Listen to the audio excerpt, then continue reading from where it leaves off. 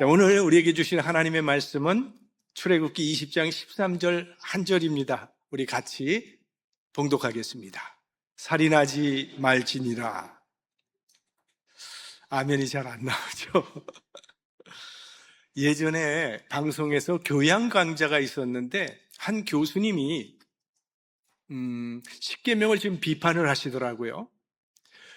그날 강의의 주제가 긍정적인 사고라는 그런 주제를 가지고 말씀을 하시면서 십계명을 지적하는 거예요. 십계명은 이 10개의 계명 중에 딱 2개만 긍정문이고 나머지 8개는 다 하지 말라는 부정문으로 돼 있다는 거예요. 이게 문제라고 지적을 하더라고요. 살인하지 말라, 간음하지 말라, 도둑질하지 말라, 거짓 증거하지 말라, 이렇게 하지 말라만 계속 얘기하고 다른 설명이 없다는 거예요. 이 교수님의 말씀이 그럴듯하기도 하지만 사실 이거는 하나님의 말씀을 제대로 이해하지 못한 오해에서 나오는 그런 이야기죠. 우리 십계명이 겉으로 보기에는 이게 부정문처럼 보이지만 그 안에는 긍정적인 깊은 뜻을 담고 있습니다. 오늘 이 살인하지 말라, 이거는 생명의 존엄성을 보호해주는 그런 법이에요. 긍정적으로 보면. 간음하지 말라, 우리의 가정을 보호해주는 법이죠. 도적질하지 말라, 사유재산을 보호해주는 법이고, 거짓 증거하지 말라, 명예를 보호해주는 법. 탐내지 말라, 우리의 마음을 보호해주는 그런 법들이에요. 그러니까 이 십계명은 단순히 금지 조항이 아니에요. 십계명은 나도 행복하고 이웃도 행복하게 살아가도록 하시려는 하나님의 어떤 사랑의 울타리라는 거예요. 이게 십계명입니다. 제가 오래전에 TV에서요 동물보호 캠페인을 한번 본 적이 있었습니다. 아주 오래전인데요, 유명한 배우들이 많이 나왔어요. 근데 한 여배우가 나와서 나는 채식주의자입니다 했더니 청중들이 막 박수를 치더라고요. 그 다음에 십계명을 인용을 해서 You shall not kill 그랬더니 다 기립해서 막 박수를 치는 거예요. 그러니까 마치 이 십계명의 이 6번째 계명인 살인하지 말라, You shall not kill, 이거를 모든 생명체를 죽이지 말라고 하는 그런 사용의 용도로 사용했던 거예요. 근데 이 킹 제임스 성경 번역은 사실은 그런 오해를 가져올 수 있어요. 그냥 살생하지 말라라는 것으로 오해가 되거든요. 불교에서는 살생을 금하고 있죠. 모든 생명을 해치지 않는 그런 방향으로 굉장히 노력을 하고, 그래서 육식도 하지 않고 있죠. 불교에서는 정말 이게 철저한 스님들은요 목욕하기 전에 빗자루로 몸을 턴다고 합니다. 벼룩이나 이가 죽지 않으라고. 굉장히 생명을 존중하는 그런 마인드가 있는 거예요. 그런데 이런 생각을 해볼 수도 있다고 봅니다. 생명을 존중하는 의미에서 육식을 하지 않는다면 사실은 식물을 먹는 것도 여기도 문제가 있지 않나라는 생각을 해볼 수 있습니다. 왜냐하면요, 이 식물도요 실험을 해보면 자극이나 공포심을 느낀다고 하는 실험 결과가 나옵니다. 이 고무나무를 이게 실험을 하는데 고무나무에다가 뇌파 검사기를 연결해서 그래프를 볼 수 있도록 했대요. 그리고는 사람이 칼을 들고 그 고무나무에게 가까이 가니까요, 이 고무나무가 사람이 놀랄 때 느끼는, 이 스트레스 받을 때 느끼는 그런 베타파 그래프가 나오더라는 거예요. 근데 웃는 모습으로, 자비로운 모습으로, 사랑스러운 모습으로 다가가니까요 편안한 알파파 그래프가 나오더라는 거예요. 그러니까 식물도 느낍니다. 여러분, 몇 년 전에 우리가 저 어린이 놀이터 공사할 때 우리 아보카도 나무가 그 해에는 열매를 별로 맺지 못했어요. 왜냐하면 하도 땅을 파고 그러니까 혹시 자기를 해야 하는 줄 알고 열매가 이게 스트레스를 받아가지고 열매를 내지 못했어요. 여러분 그거 기억하잖아요. 그러니까 식물도 그런 걸 느낄 수 있다는 거예요. 성경은 분명히 생명이 귀하다고 말을 합니다. 동시에 모든 생명의 가치가 동일하다고는 말하지 않습니다. 자, 창세기 9장 3절 말씀 같이 봅니다. 무릇 산 동물은 너희의 식물이 될지라 채소같이 내가 이것을 다 너희에게 주노라. 그러니까 하나님께서는 우리 인간에게 모든 생물을 선하게 사용할 수 있는 권리를 인간에게 주셨다는 그런 말씀이죠. 가끔 뉴스에서요, 개나 고양이에게 전 재산을 유산으로 넘겨주었다라는 그런 이야기를 듣습니다. 뭐 자기 재산을 자기 뜻대로 사용할 수 있는 자유는 누구에게나 있는 것이죠. 하지만 동물의 가치를 인간의 가치와 동일하게 여기거나 심지어는 그보다 더 높은 가치를 주는 것은 이건 성경이 말하는 생명 존중의 가치가 아닙니다. 성경이 말하는 이 생명 존중의 그 중심에는요, 언제나 하나님의 형상을 받은 우리 인간의 존엄성이 그 중심에 자리 잡고 있다는 거예요. 자, 그래서 6계명을요, 히브리 원어로 보면요, 이게 사람을 죽이지 말라로 돼 있어요. 사람을 죽이지 말라. 그러니까 이 살인하지 말라라고 하는 우리 한글 번역이 사실은 킹 제임스 번역보다도 더 원문에 가까운 그런 번역이 되는 거예요. 근데 사실 이 계명에서 파생되는 여러 가지 윤리적인 쟁점들이 있죠. 그러면 사형제도는 이게 성경적인 것인가? 그리고 정당방위는 우리가 어떻게 볼 것이며, 전쟁에서 살상하는 것은 어떻게 보며, 안락사는 허용해도 되느냐 마느냐, 뭐 이런 여러 가지 질문들이 여기서 이제 파생되는 질문인데요. 여기 살인하지 말라라고 하는 이 히브리어는요, 이 고의적인 살인을 지칭하는 겁니다. 그러니까 사전에 계획을 해서 고의적으로 살인하는 것을 가리키는 거예요. 그러니까 고의가 아닌 경우가 있습니다. 부주의로 인해서 어떤 사람이 죽게 되는 경우에는 이 계명에 저촉되지 않아요. 여러분 성경에 보시면 이런 이야기가 신명기에 나옵니다. 나무를 베려고 도끼질을 하고 있는데 그 도끼가 자루에서 떨어져 나가면서 어떤 사람에게 맞아서 죽은 그런 경우가 나와요. 그걸 과실치사라고 하죠. 이거는 고의적인 게 아니라 부주의로 일어난 우발적인 사고입니다. 이럴 때 하나님께서는 어떻게 대처하라고 그러셨죠? 도피성을 마련해서 그것으로 보복을 피해서 생명을 보존할 수 있도록 하나님께서 생명보존법을 허락해 주신 게 신명기에 나옵니다. 그리고 사울이 죽인 자는 천천히요, 다윗은 만만히요라고 하는 찬양이 나오죠.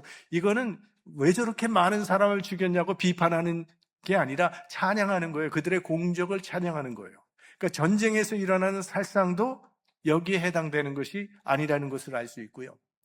또 출애굽기에 보면 도둑이 뚫고 들어오는 것을 보고 그를 쳐 죽이면 피 흘린 자가 죄가 없다. 그러니까 정당방위도 이 계명에 해당되지 않습니다. 그러니까 이 6계명, 살인하지 말라는 이 6계명은요, 소극적으로 해석을 해보면 사람의 생명을 빼앗지 말라는 것이고, 적극적으로 해석을 해보면 생명을 귀히 여기고 살리는 사람이 되라는 뜻이에요. 그래서 도피성이 있는 것이고, 정당방위나 전쟁에서 살상은 그거는 해당되지 않는다고 하나님께서 말씀을 하신 것이죠. 우리 인간은 하나님의 형상대로 지음받았기 때문에요, 다른 피조물과는 비교할 수도 없는 존엄한 존재입니다.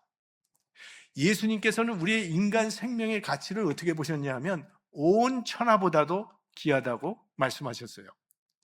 그래서 하나님께서는 이 살인이라는 것을 철저하게 금하셨던 겁니다. 자, 창세기 9장 6절 같이 보죠. 무릇 사람의 피를 흘리면 사람이 그 피를 흘릴 것이니 이는 하나님이 자기 형상대로 사람을 지었음이니라. 그러니까 생명에는 생명으로 라고 하는 아주 엄중한 원칙을 세우셨습니다. 자, 이 사형제도에 대해서는요, 우리 기독교 안에서도 찬반이 나누어집니다. 이 사형제도를 옹호하는 이들이 근거로 삼는 것이 바로 이 원칙이에요. 요즘 지금 예전에 별로 없었던 일들이 미국에서 일어나는 것 중에 하나가 사형시키는 게 많이 일어납니다. 지금 캐피털 퍼니시먼트를 여기저기서 지금 막 하고 있어요. 이게 과연 성경적이라고 생각해서 그러는 건지 모르겠지만, 아무튼 생명을 빼앗았다면 그의 정당한 대가는 오직 생명뿐이라고 하나님께서 말씀하십니다. 어떤 범죄자가 어린아이를 유괴해서 그 아이를 살해하는 참혹한 일을 벌였다면 그런 사람에게 주는 처벌이 만약에 그저 한 몇 달 정도의 형량을 그에게 준다면 이건 온 국민들이 일어나서 분노할 만한 그러한 이 조건이 되죠. 왜? 그 처벌이 그 아이가 치른 생명의 대가에 비해서는 너무너무 형량이 적으니까 그건 안 된다는 거죠. 제가 지금 사형제도에 대해서 주장하려는 게 아니에요. 어느 한쪽을 주장하려는 것은 아닙니다. 다만 성경이 분명히 말하고 있는 것은 하나님은 당신의 형상을 훼손하는 이 살인죄를 생명으로 갚아야 될 만한 죄로 아주 그만큼 무겁게 여기신다는 사실이에요. 그러니까 생명을 살해하는 것은 하나님 앞에서 가장 큰 죄가 된다는 그런 말씀이 돼요. 자, 그럼 지금 세상은 어떻다고 생각하세요? 지금 우리 세상이 생명을 중시하는 풍조입니까? 경시하는 풍조입니까? 우리 미국만 보고 한번 얘기해 보세요. 뉴스 때마다 끔찍한 사건들이 끊이질 않습니다. 여러분, 이렇게 밤늦게 미국의 길거리 걸어 다니는데 마음이 어떠세요? 안심이 되세요? 대한민국에 가면 밤 12시에 다녀도 마음에 별로 두려움이 없어요. 여기는 해만 떨어져도 걸어 다니기가 불안해요. 제가 아는 어떤 집사님은요, 미국에서 비즈니스 하시는데 강도만 8번 당했다고 하시더라고요. 그럼 이런 나라를 우리가 선진국이라고 과연 말할 수 있을까요? 정말 미국이 해결해야 될 시급한 문제죠. 제가 여러분께 한 가지 궁금해서 질문을 드리겠습니다. 혹시 여러분 중에 사람을 죽여보신 분이 계십니까? 아무도 안 계세요? 그럼 앞으로 죽일 것 같다고 생각하시는 분 계세요? 아마 아무도 안 계실 거예요. 그러니까 살인하지 말라라고 하는 이 계명이 어쩌면 나와는 너무나 상관이 없는 계명처럼 느껴질 수 있는데, 그러나 하나님이 말씀하시는 이 살인은 단순히 사람의 목숨을 빼앗는 행위만을 의미하는 것이 아닙니다. 이에 대해서는 예수님께서 산상수훈에서 아주 깊이 해석해 주셨어요. 산상수훈 5장 21절 22절입니다. 보겠어요? 옛사람에게 말한 바 살인치 말라. 누구든지 살인하면 심판을 받게 되리라 하였다는 것을 너희가 들었으나 나는 너희에게 이르노니 형제에게 노하는 자마다 심판을 받게 되고 형제를 대하여 라가라 하는 자는 공회에 잡히게 되고 미련한 놈이라 하는 자는 지옥불에 들어가게 되리라. 여기 보면 예수님께서는 이 살인이라는 것을 단순한 행위의 문제만으로 보지 않으셨다는 거예요. 살인의 문제를 더 동기적으로, 원인적으로 보셨다는 게 여기 나타나죠. 마음의 문제로 보셨다는 것을 알 수 있습니다. 그러니까 형제를 향해서 화를 낸다거나 형제를 향해서 미워하고 모욕하는 그 마음 자체가 이미 살인이 시작된 것이라고 예수님께서는 말씀하고 계신 거예요. 그러니까 살인은 칼에서 시작되는 것이 아니라 마음에서 시작된다. 마음속의 분노와 그 미움이 살인의 시작이라고 주님께서 말씀하시는 거예요. 혹시 말이죠, 마음속에 저 사람 좀 사라졌으면 좋겠다고 생각해 본 적 없으세요? 저 사람 좀 실패했으면 좋겠다는 그런 마음 가져보신 적 없으십니까? 주님은 이런 마음까지도 살인의 영역으로 보셨다는 거예요. 그래서 단순히 살인이라는 행동을 금하시는 것이 아니라 그 행동을 만들어내는 이 마음의 죄를, 이거를 경계하고 계신 거죠. 그대로 방치해 두지 말라는 그런 말씀입니다. 그러니까 이걸 적극적으로 보면 주님께서는 우리가 우리 안에 있는 이 분노를 다스리고 미움을 사랑으로 이겨내는 사람이 되기를 원하신다는 거예요. 그래서 이 제6계명은 단순히 사람을 죽이지 말라고 하는 최소한의 윤리가 아니라 우리 안에 미움을 이기고 이웃을 살리며 세워가던 하나님의 백성으로 살아가라는 그러한 초청이라고 볼 수 있습니다. 그러니까 예수님께서는 분명히 이 살인하지 말라는 계명의 참된 의미를 우리에게 가르쳐 주시는데, 사람을 실제로 죽이는 행위만이 살인이 아니라 사람을 미워하는 마음도 하나님 앞에서는 이미 살인이라는 것을 우리에게 가르쳐 주시는 거예요. 그래서 형제에게 노하는 자마다 심판을 받게 되고, 형제에게 라가라 하는 자는 공회에 잡혀가게 되고, 형제를 미련한 놈이라고 하는 자는 지옥불에 들어간다고 그렇게 말씀하시는 건데, 이건 뭐 욕하면 지옥에 간다는 그런 말이 아니라 상대를 업신여기고 그 사람의 인격을 무시하는 마음에서부터 생명을 죽이는 죄가 시작된다는 것을 우리에게 지적하시는 겁니다. 생각해 보면 이 살인이라는 것이 하루아침에 일어나는 게 아니잖아요. 이게 마음속에 작은 분노로부터 시작되는 거죠. 이 분노가 해결되지 않으면 그게 미움이 되는 것이고, 미움이 계속 쌓이게 되면 증오가 되는 것이고, 이 증오는 상대방을 무시하고 그 존재 자체를 부정하게 되는 거예요.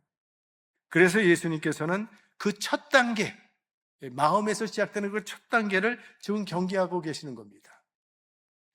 마음의 죄는 잘 보이지가 않으니까, 나타나지가 않으니까 작게 시작되지만 그대로 이거 내버려 두면 결국은 다른 사람뿐만이 아니라 자신을 무너뜨리는 그런 무서운 결과를 가져오게 된다는 거죠.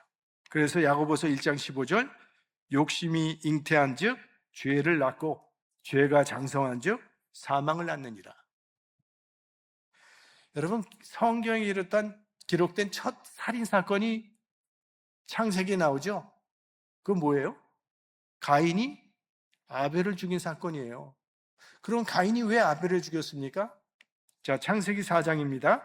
여호와께서 아벨과 그 제물은 연락하셨으나 가인과 그 제물은 연락하지 아니하신지라. 가인이 심히 분하여 안식이 변하니. 예. 가인이 얼굴빛이요 변할 정도로 화가 났다는 거예요.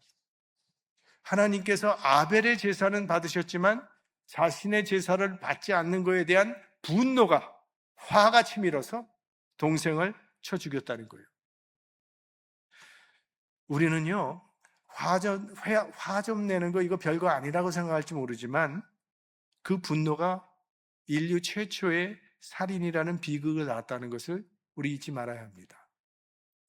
그러니까 형제를 향해서 화를 내는 순간에 이미 정신적인 살인이 시작되었다고 생각을 해야 돼요.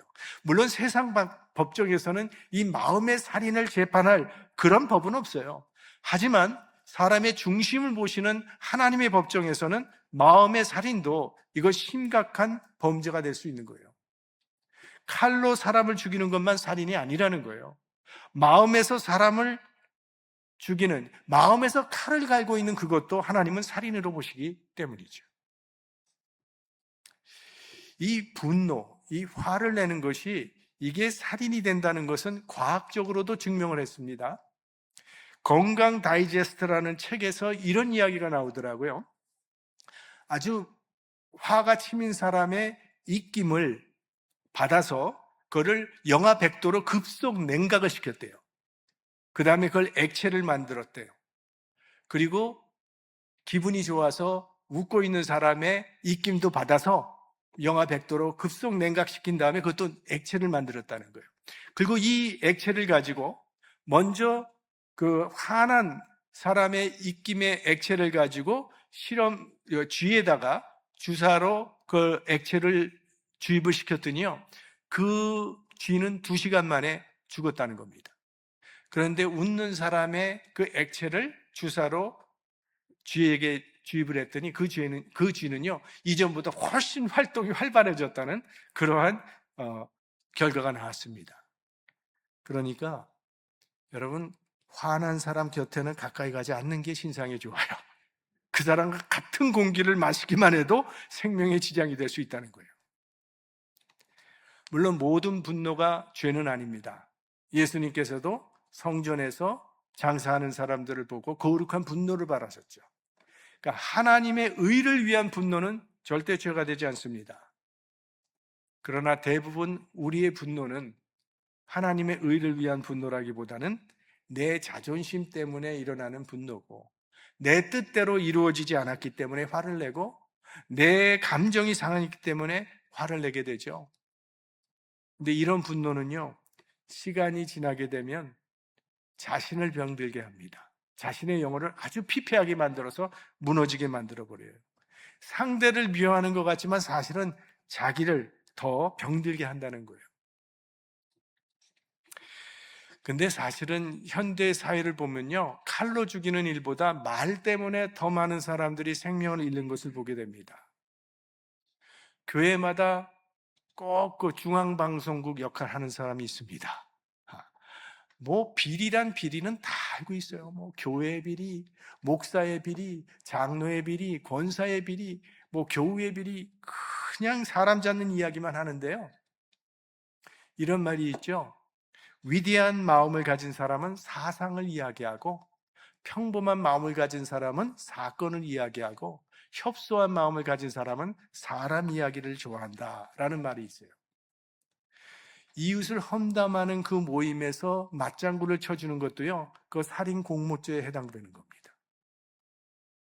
왜? 이 말이라는 게 얼마나 무서운 건데요. 정말 혀가 막가 파인 사람들 있어요. 그런 사람들이 잘하는 말이 있죠. 난 뒤끝은 없다고. 지금 상대방은 깊은 상처를 받아서 죽어가고 있는데 다 죽여놓고 뒤끝이 없다는 게 말이 됩니까? 칼보다 말이 더 깊은 상처를 남기는 경우가 얼마나 많아요. 그래서 이 혀를 뭐라 그래? 설도, 칼날 같은 혀라 그러잖아요. 뼈는 없어요. 부드러운데 칼날 같다는 거예요. 그러니까 혀는 사람의 마음을 찔러 죽일 수 있는 무서운 도구라는 것을 우리 잊지 말아야 합니다. 아주 냉소적인 차가운 말 그 한마디에 누군가의 가슴에 깊은 상처를 만들고요. 무시하는 말이나 조롱하는 말, 그게 사람을 무너뜨립니다. 인터넷에서는 이 익명이라고 하는 그 가면 뒤에 숨어서 얼마나 상대방을 함부로 비난하고 상대방의 인격을 짓밟는 것들이 난무하죠. 그런 인신공격에 시달리다가 결국 극단적인 선택을 하는 사람들도 있습니다. 이거 인격적인 살인이죠. 아마 하나님께서는 이런 모습도 결코 가볍게 보시지 않을 것입니다. 그래서 이 살인하지 말라는 계명은요, 단순히 살인의 행위를 막기 위한 계명이 아니에요. 이건 우리의 마음을 지키라는 그런 계명입니다. 마음의 죄를 가볍게 여겨서는 안 된다는 거예요. 마음에서 시작된 그 죄가 행동으로 발전되기 때문에, 그러므로 우리 마음에 어떤 분노가 일어날 때는요, 그 즉시 죄로 인정하고 하나님 앞에 회개해야 합니다. 이 분노라는 것이, 미움이라는 것이 우리 마음속에 뿌리 잡지 못하도록 뿌리를 잘라버려야 한다는 거예요. 그래서 성경은 분노에 대해서 뭐라고 얘기합니까? 인간이 분노 나올 수 있죠. 그러나 해가 지도록 분을 품지 말라고 했어요. 왜요? 이 분노를 오래 품고 있으면요, 마귀가 틈을 타기 때문에 그래요. 반드시 그것 때문에 무슨 문제가 생기게 돼 있어요. 그래서 분노를 오래 품지 말고, 미움을 키우지 말고, 다른 사람의 존엄성을 훼손하는 말이나 행동은 금해야 합니다. 하나님이 원하시는 것은 우리 이웃들을 살리고 존중하는 그런 마음을 회복하기를 원하신다는 거예요. 그게 살인하지 말라는 이 계명의 뜻이에요. 자, 그렇다면 우리가 어떻게 사람을 존중하고 살리는 사람이 될 수 있을까? 이게 쉽지가 않습니다. 내가 아무리 그래야지 해도 우리 의지만으로는 되지 않아요. 특별히 상처를 받게 되면 화가 나는 게 너무 당연하고, 억울한 일을 당하게 되면 미워지고 마음이 굳어지는 게 우리 인간의 본성이에요. 그래서 해답은 다른 거 없어요. 결국 예수 그리스도의 십자가가 해답이에요. 여러분, 예수 그리스도의 죽음이야말로 가장 억울한 죽음이었어요.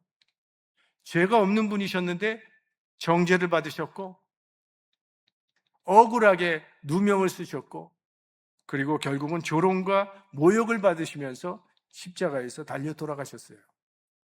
그런데 예수님께서는 복수하거나 저주하지 않으셨죠. 아버지요, 저들의 죄를 사하여 주옵소서 기도하셨어요. 십자가가 무엇입니까? 미움을 사랑으로 이기고 복수를 용서로 이기는 게, 그게 십자가의 능력이에요. 십자가를 믿는다는 것은 단지 천국 가는 표를 받는다는 뜻이 아닙니다. 십자가는 우리의 성품을 변화시키는 하나님의 능력이에요. 분노하던 사람이 온유한 사람으로 바뀌게 되고, 미워하던 사람이 용서하는 사람이 되고, 사람을 늘 무너뜨리던 사람이 사람을 세우는 사람으로 변화되는 것, 그것이 십자가의 능력입니다. 그것이야말로 우리에게 꼭 필요한 능력이에요. 결국 이 제6계명은 우리로 하여금 사람을 살리는 사람으로 변화되라고 하는 거룩한 초청이에요. 어떤 극심한 우울증으로 시달리던 청년이 자기 삶을 포기하려던 그날에 어떤 컨비니언스 스토어의 직원이 그를 보고 오늘도 오셨네요. 반갑습니다. 하고 따뜻한 미소를 지으며 인사를 건넸습니다. 그 청년은 나중에 이렇게 말을 했어요. 그날 그 인사가 없었다면 저는 이 자리에 없었을 것입니다. 그러니까 사람을 살리는 일은요, 무슨 거창한 행동이 필요한 건 아니라고 봐요. 작은 친절, 작은 관심에서 시작되는 거고, 우리는 매일 그 선택의 기로에 서게 됩니다. 우리의 말 한마디로 누군가를 살릴 수도 있고요, 우리 그 말 한마디로 누군가를 무너뜨릴 수도 있습니다. 우리의 작은 격려가 절망에 빠진 사람을 일으켜 세울 수도 있고, 우리의 그 냉소적인 차가운 반응이 한 사람의 인생에 깊은 상처를 남길 수도 있다는 거예요. 하나님께서는 우리의 말과 행동이 사람을 살리는 은혜의 통로가 되기를 원하신다는 거예요. 말씀을 마치겠습니다. 자, 이 6계명은 단순히 살인하지 말라는 그런 금지의 명령이 아니라 그보다 훨씬 더 깊은 하나님의 마음이 담겨 있는데, 그것은 생명을 살리는 사람이 되라는 거예요. 이것이 하나님께서 이 계명을 통해서 우리에게 주시는 메시지입니다. 그리고 그것이 예수 그리스도께서 이 땅에 오신 목적이죠. 생명을 살리기 위해서 오셨습니다. 그러므로 예수 그리스도의 제자된 우리들도 역시 사람을 살리는 삶을 살아야 할 줄로 믿습니다. 생명을 존중하고 사람을 세우는 이 하나님의 생명지기들이 될 수 있기를 주님의 이름으로 축원합니다.